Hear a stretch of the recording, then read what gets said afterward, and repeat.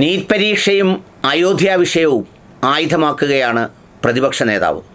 NEET പരീക്ഷയിലെ അട്ടിമറിയുമായി ബന്ധപ്പെട്ട് CBSE പരീക്ഷയിലെ ഏതോ തരത്തിലെ മാർക്കിടലും അതുമായി ബന്ധപ്പെട്ട് ഇന്ത്യയിലെ ലക്ഷക്കണക്കിന് കുടുംബങ്ങളിലെ മനുഷ്യരുടെ ജീവിതം പ്രയാസത്തിലാക്കിയ, ഇനിയും 10ാം ക്ലാസ് എഴുതാനിരിക്കുമ്പോൾ അടുത്തതെന്താണ് സംഭവിക്കുന്നതെന്ന് ഉത്കണ്ഠാകുലരായി കാത്തിരിക്കുന്നവർക്ക് മുന്നിൽ ആ വിഷയം രാജ്യത്തിൻ്റെ ഒരു ഹോട്ട് ടോപ്പിക്കാണെന്നും അതിലേക്ക് ജാതിയും മതവും പാകിസ്ഥാനും കടന്നു വരാൻ സാധ്യത ഒരു കാരണവശാലും ഇല്ലെന്നും തിരിച്ചറിഞ്ഞ് മനസ്സിലാക്കിയ രാഹുൽ ഗാന്ധി ഇപ്പോൾ എടുത്ത് പ്രയോഗിക്കുന്നത് നീറ്റ് പരീക്ഷയും അതോടൊപ്പം തന്നെ അയോധ്യ സാമ്പത്തിക തട്ടിപ്പുമാണ്.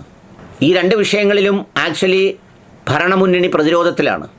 നീറ്റ് പരീക്ഷയുടെ വിഷയവുമായി ബന്ധപ്പെട്ട് പലരും പ്രകടമായ ഒരു പ്രതിഷേധങ്ങളും കാണുന്നില്ലെങ്കിലും, കൺവെൻഷനലായുള്ള വഴിതടയലോ അല്ലെങ്കിൽ അത്തരം കാര്യങ്ങളോ കാണുന്നില്ലെങ്കിലും, കോട്ടയിലും രാജസ്ഥാനിലും മധ്യപ്രദേശിലും ഉത്തരേന്ത്യയിലെ പല ഭാഗങ്ങളിലും ടീനേജേഴ്സുമായി, ജൻസികളുമായി രാഹുൽ ഗാന്ധി നേർക്ക് നേരെ സംസാരിക്കുന്നുണ്ട്. लीडर ऑफ अपोजिशन और हम जैसे शिक्षकों को अगर पेपर लीक पे ऐसे इवेंट करने पड़ रहे हैं तो आप सोचिए पेपर लीक कितना बड़ा उद्योग है.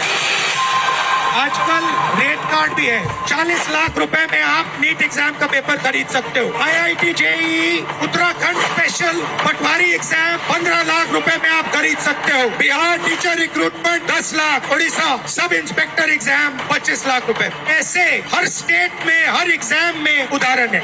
अगर आपके पास करोड़ों रुपए हैं, आप मेन्यू कार्ड पे चुनो कौन सा एग्जाम ले रहे हो, आपके फोन पे आपको पेपर मिल जाए. ये हिंदुस्तान की एजुकेशन सिस्टम की हालत है. ये एजेंसियां हम जैसे आप जैसे लोगों से पैसा वसूलने के लिए बनाई गई थी और पैसा वसूलने के लिए एग्जाम करा रहे हैं. मैं ये मानता था, राहुल जी आपके सामने कह रही हूँ कि my PM is very visionary. ये कैसा विजन था कि हम नकली डॉक्टर बना रहे हैं, हम नकली इंजीनियर बना रहे हैं. ये क्यों हो रहा है? क्योंकि हम पेपर लीक नहीं रोक पाए. जब मैं यहाँ आ रहा था तो तमाम टीचरों ने मुझे कहा कि आप लीडर ऑफ अपोजिशन के साथ दिखेंगे. ये कैसा डर है?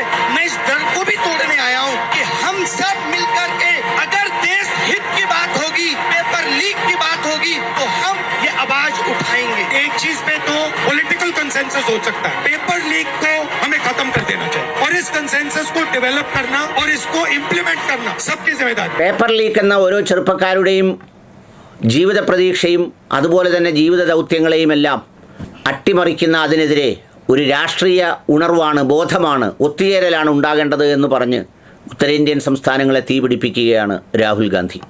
ഇതിന് കാരണക്കാരനായ മന്ത്രി അതുപോലെ തന്നെ അവിടെ ഇരിക്കുന്നു എന്നുള്ളതാണ് ഏറെ അത്ഭുതകരം. എന്താണ് ഒരു മന്ത്രിക്കെതിരെ ഇത്രയും ഗുരുതരമായ, രാജ്യത്തെ ആകെ ബാധിച്ച, എല്ലാവരും രഹസ്യമായി പറയുന്ന ഈ സംഭവത്തിൽ നടപടിയെടുക്കാനാകാത്തത് എന്നതാണ് പ്രധാന ചോദ്യം. ഇതൊരു വശത്ത് നടക്കുമ്പോൾ തന്നെ മറുവശത്ത് CJPയുടെ നേതൃത്വത്തിൽ, കോക്രോച്ച് ജനതാ പാർട്ടിയുടെ നേതൃത്വത്തിൽ ജന്തർ മന്ദറിൽ ഒരു പ്രതിഷേധവും നടന്നുകൊണ്ടിരിക്കുകയാണ്.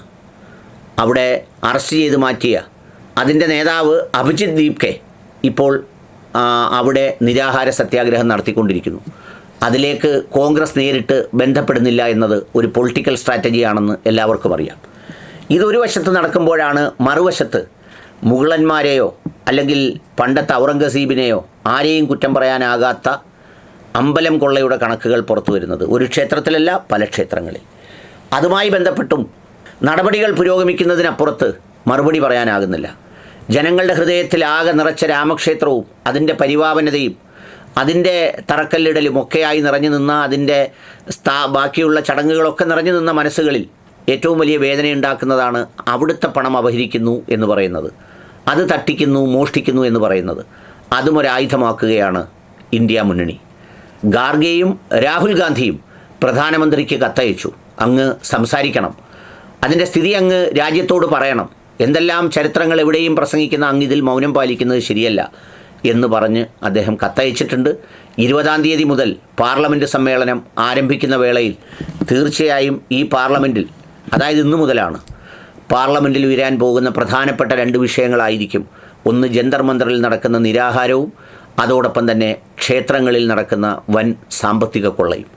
ഇതിൽ രണ്ടിലേക്കും മുഗളന്മാരെയോ ജാതിയെയോ മതത്തിനെയോ പാകിസ്ഥാനെയോ ഒന്നും കൂട്ടിച്ചേർക്കാൻ കഴിയില്ല എന്നുള്ളതാണ് BJPയെ വലിയ രാഷ്ട്രീയ പ്രതിരോധത്തിലേക്കാക്കുന്ന ഒരു വിഷയം. എന്ന് മാത്രമല്ല, ഇത് ജാതിമത ഭേദമന്യേ രാജ്യത്തിൻ്റെ ഒരു വിഷയമാണ് എന്നതും മറ്റൊരു പ്രത്യേകതയാണ്.